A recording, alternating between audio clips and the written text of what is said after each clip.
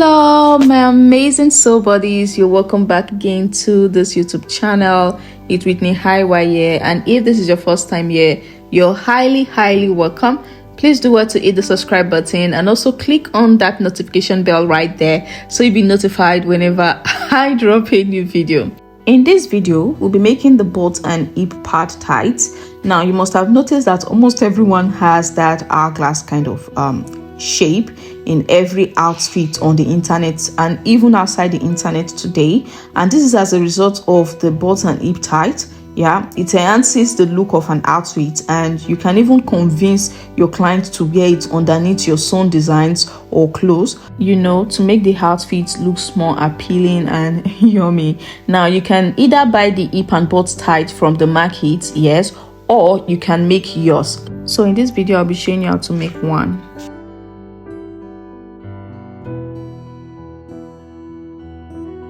Here are some of the materials used. The underwear, which is popularly known as tights in Nigeria. Now you can either decide to make your underwear from scratch, or you can decide to get the ready-made one from the market.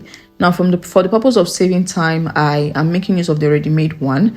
So when getting your tights or underwear, make sure it's your size and make sure it is stretchy, and also make sure that the material is durable, like it's a quality material. And for the length, it should be quite long, maybe 1 or 2 inches before your knee. Yes, but then the one I'm making use of in this tutorial is a short one. I got it as a gift, so I'll just have to manage it.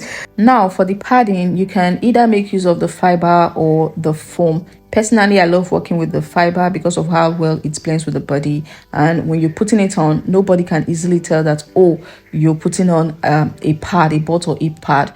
Now I don't have enough of the fiber, so I'm making use of the foam. Now you can get the foam or the fiber from tailoring shops at big markets or carpentering shop, and the foam is of two types. There's the original and there's the fake. When you want to buy, tell them to give you the original one. Now I think the major characteristic for the original one is that when you press it for long and once you release it, it goes back to its original state quickly. So that's just it.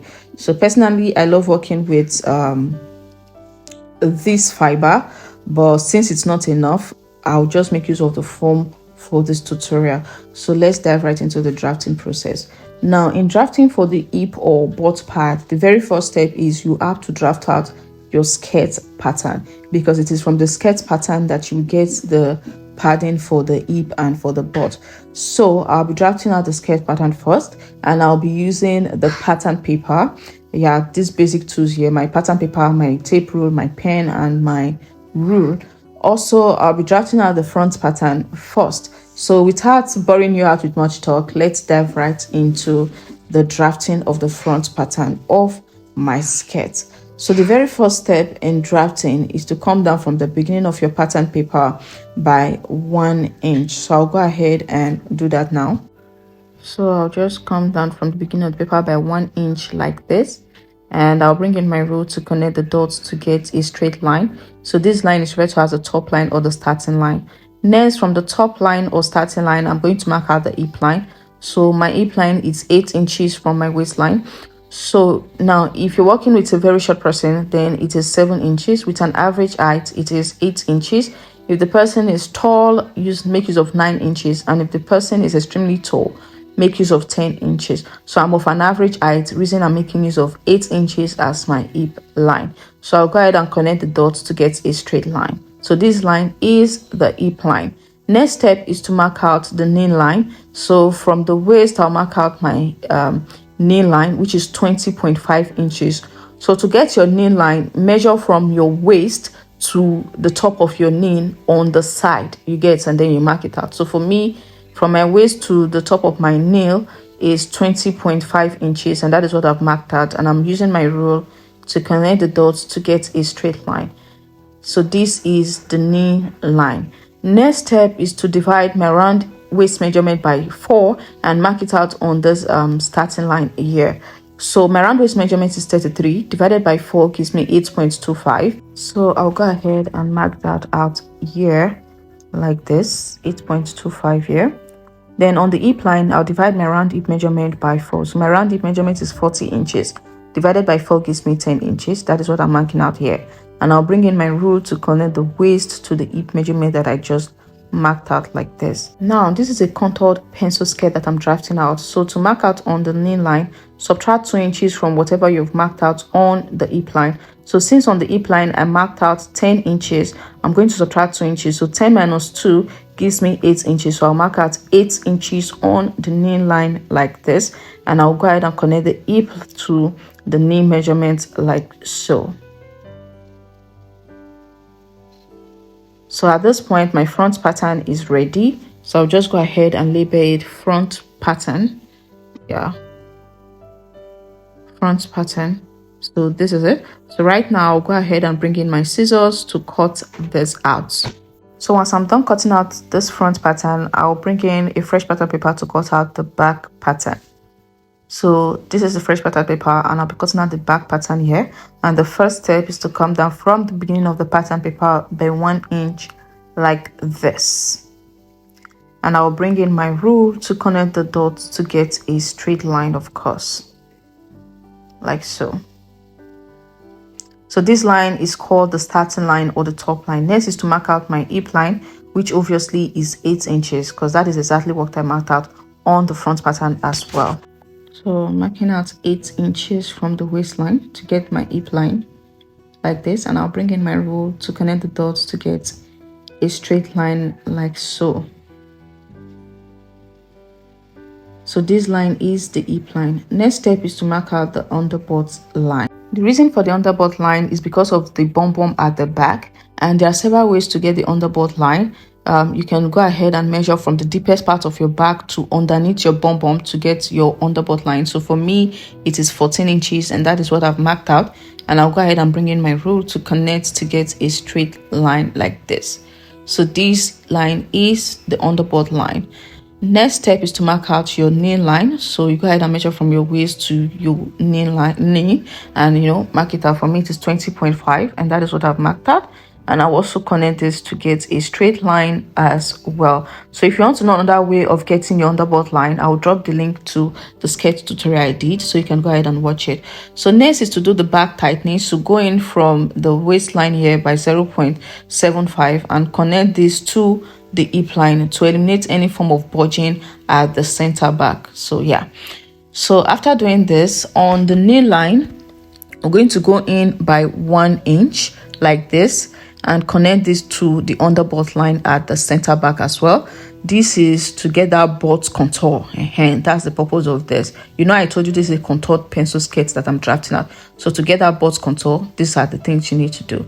So on this waistline here, you go ahead and divide your round waist measurement by 4 and mark it out. So just note that these new lines that has been drawn out are the new center back. And that's where the measurement will be starting from. So my waist after dividing by 4 is 8.25, which I've marked out on the waistline. And on the hip line, I've marked out my hip divided by 4. And I'll connect the waist to the hip like this. Next, on the knee line, you go ahead and also subtract 2 inches from whatever you've marked out on the hip line. So obviously on the knee line, I'm marking out 8 inches, which is 10 inches minus 2. That is what I marked out on the hip line minus 2 gives me 8 inches. And that is what I marked out on the knee line. And I've connected to the hip line like this. So at this point, my back pattern is also ready. So I'll just go ahead and label the center back and the side back so that, I don't get confused after cutting out this back pattern. So I'll just label my back pattern on it. So I'll go ahead and bring in my scissors and also go ahead and cut this out. So please watch how I did cut this out. And with these patterns, I can go ahead and make my skirt if I want to. So right now, it's time to draft out the hip part for the front pattern. So to do that, you go up by 2 inches from the hem of, the skirt pattern of the front skirt pattern. You go up by 2 inches on the side here. And on the waistline, you come down by 1.5 inches here at the side as well, like this. Then from the hip line, you go in by 4 inches from the center front. So you can decide to go in by 4 or 5 inches, but for me, I make use of 4 inches. So you go in by 4 inches from the center front and you connect these 3 points together using your curve rule like this. So you can see the way I'm placing my curve rule. So you place your curve rule like this and, connects. You also go ahead and place it like this and connect. So you can see I've connected the 3 points together like so, and you can see the way I placed my curve rule. Next, I'll go ahead and bring in my pen to label this pattern. So you can either label it your front E part or piece 1, anyone you want to label it as, just to be able to know your pattern. And please don't forget to label the up and the down parts of your hip part. It's very important so you don't get confused. Label the upper part and the down part. So I'll go ahead and cut this out like this. And now it's time to draft out the E part for the back pattern. So this is the back pattern. And the first step you would want to take is to also go up by 2 inches from the hem at the side like this, on the side back like this. And then from the waist, you also come down by 1.5 inches. That is what you also did at the front. So the only difference now is on the under butt line, I'll be going up by 1 inch. So you can ignore this particular step. You can ignore this. I would explain to you, but for me, I prefer doing this particular step, going up from the under butt line by 1 inch to get the new under butt line like this. And this is the new under butt line. Next, I'll go ahead and go in from this new under butt line by 4 inches like this. So if you wish, you can ignore this particular step, that is including the under butt line, but on the hip line you go in by 1.5 inches. This is compulsory from the center back, and you connect the 3 points together. But if you included the under butt line like me, then you'll be connecting 4 points together, which is this 1.5 inch to the 1.5 inch on the hip line, to the 4 inches on the under butt line, to the 2 inches at the hem, from the hem. But if you didn't include the under butt line, then you just connect from the 1.5 inch on the waist to the 1.5 inch on the hip to the 2 inches. So you get. So for me, I just love including the under butt line, the new under butt line. And oh, right now, I just want to blend out this sharp edge here. So I'll just bring in my curve rule to blend. I just want to have a nice curve. I don't want any form of sharp points. So I'm just blending. So hope you took note of the way I placed my curve rule while connecting all of those points together. So I've labeled the up and the down part, which is very important for the E part, so you don't get confused. And I'll go ahead and bring in my scissors to, cut this out like this. At this point, my E part patterns are ready, and I can go ahead and use this to cut out the paddings. But because the tights, the underwear I'm making use of, is short, I have to shorten the length of these patterns. I have to reduce the length of these patterns. So I'll go ahead and bring in my tape, and from the down part I'll be going up by 1 inch like this. And from the waist I'll come down by 1.5 inches like this. That is from the upper part. I'll come down by 1.5 inch. Then I'll reconnect this back to the curve, draw this back to the curve using my curve rule. So this is just to shorten the length of the padding. But if my underwear were to be a long one, that is the length recommended earlier on, then there will be no need of doing this at all. But because I was gifted a short underwear, the reason why I had to shorten this so the padding can enter the underwear, it can sit well properly on inside the underwear. I hope you don't understand the reason why I'm doing this. So that's just it. So I'm just cutting out these new lines like this, as you can see.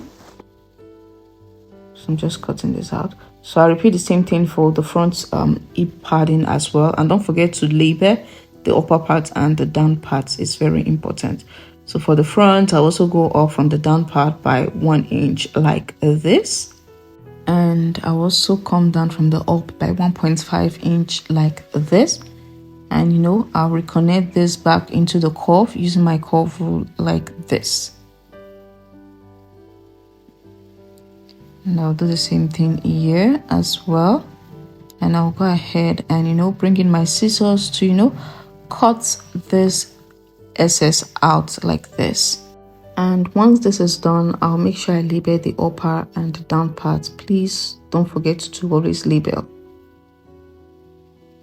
So to the down part, the upper part. So right now I'll bring in my patterns, and I'm going to use this to cut out the foam.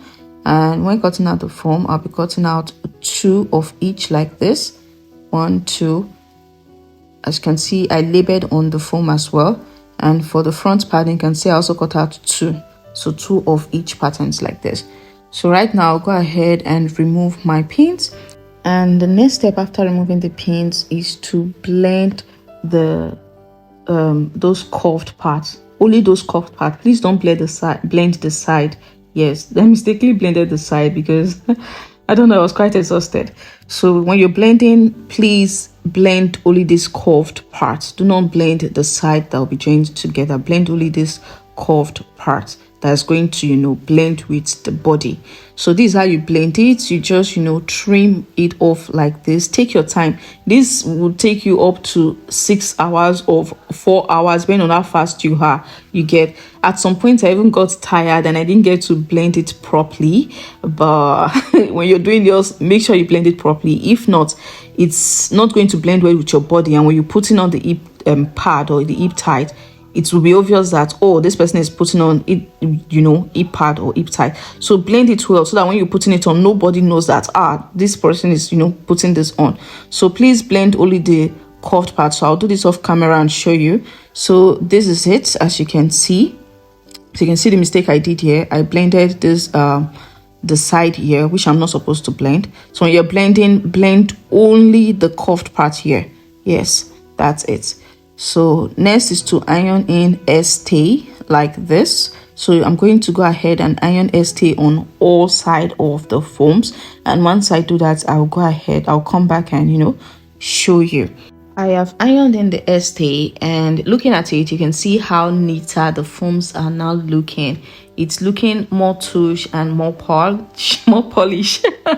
So that's just the purpose of ironing your stay. It gives it a more presentable look. So that's just it. So the next step right now is to go ahead and join the back part and the front part together.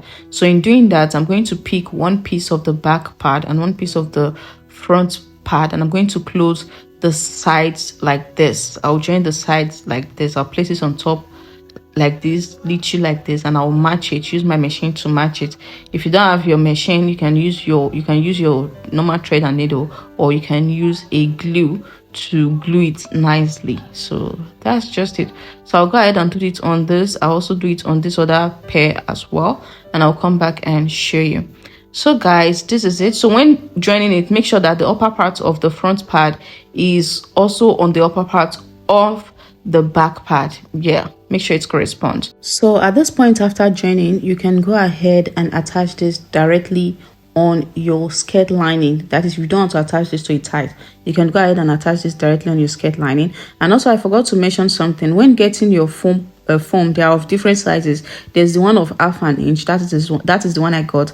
There's the one of 1 inch width you get. So the more your width, the more bigger your hip, the more increased the hip size will be once you put it on. Now, in case you're still not satisfied with the hip size you're getting, probably you still want a more larger hip size, then go ahead and cut out a smaller piece of the pad like this. So I just use this pattern paper as an illustration. So you see this pattern paper, you go ahead and cut this kind of size of foam, and then you join it together, and then you glue it to the bigger pad. You glue it to the bigger pad like this. So I'm just using this pattern paper as an illustration. So just imagine that this pattern paper is the smaller size of the pads, and after gluing it to the big pad, this is what you should have, something similar to this. So this pattern paper is just an illustration because I am not, interested in, increasing the size of the hip more than the one I would get. So in case you want more, go ahead and do that. I hope you do understand. So now, if you want to attach this to your skirt pattern, all you have to do is, come down by 2 inches from your waist on your lining like this before attaching it, and make sure that the side of this hip pad aligns with the side of your skirts. Yes, it aligns with the side of your skirt pattern, and this is going to be attached to the lining. Yeah. Now, since I'm attaching this to the tight, I can't just go ahead and place this like this on the tight. I have to cover it up with a black fabric. So you can use a black suit lining. Yeah, I prefer a black suit lining. In short, for the underwear, I prefer a black underwear because it's not that noticeable that, oh, something is going on within the underwear, you get.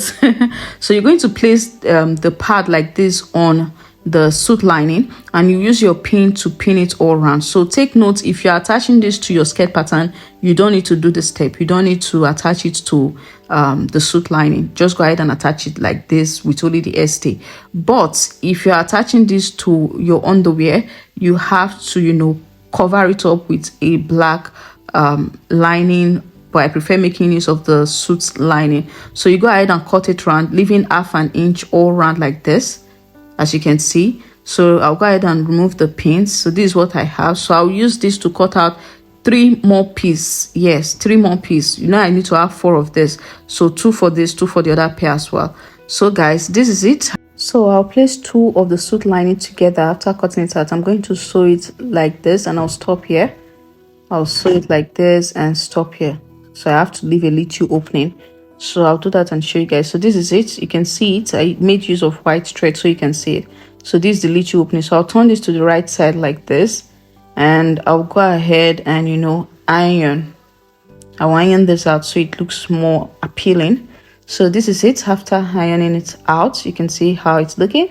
So right now I'll bring in the one pair of the e-pad, and I'm going to fold it like this, and I'll put it through this down part like this. As you can see, I'll take it through the down part like this. So please just watch. So this way I am, you know, trying to cover up. I'm covering up the e-pad with the suit lining. So that's what I'm doing, so that I can place it on the tight. I can sew it on the tight, and it won't, you know, be that obvious. It will blend kind of. So this is it right now, as you can see. So to close this down part, I'll just fold in the half an inches like this, and either use aiming gum in between an iron to seal it up, or use my needle and thread to, you know, seal it up. So next I'll bring in the tights, that is the underwear. I'll bring it in, and I'll bring in the hip padding. So most times I advise that you wear this tight on your body or on your mannequin before putting in the hip pad, you know, inside. That way you know that, okay, it's sitting properly. You are certain that, okay, this thing is sitting properly before sewing in the hip pad. So once you place it in like this, you go ahead and use your pin to, you know, hold it in place, and then you sew it all round. You sew it all round neatly. Yes, please don't sew the side, but make sure that the side of the hip pad aligns with the side of the, you know, tight of the underwear, and then you sew it all round. Just only sew it all round, you get, to your underwear. And make sure the front side of your pad is on the front side of your underwear, and the back side is on the back side of your underwear. So guys, this is it after I was done. So you can see the before and the before putting the hip pad, and after putting the hip pad on the tight. So remember, my hip was 40 inches.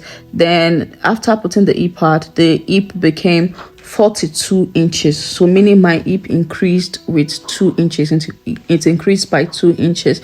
So you can see how beautiful it is looking. So I had to put on a skirt so you can see how it's looking. You can see the way the bum is now more defined, the hip is now more defined, and you know, now imagine I added the little extra padding. I glued in the little extra padding, or I even, you know, made sure that the width of the foam was 1 inch or more. The hip is going to be hipping. So guys, this is it. So if you enjoyed this video, and if this video was helpful to you, do what to, you know, hit the subscribe button, and don't forget to give this video a thumbs up. So I put on the e-pad on a black pants, as you can see. So because I didn't get to blend the paddings very well, you can see it's quite obvious on this pants. So make sure you blend, please. So see you on my next video. Love ya. Mwah.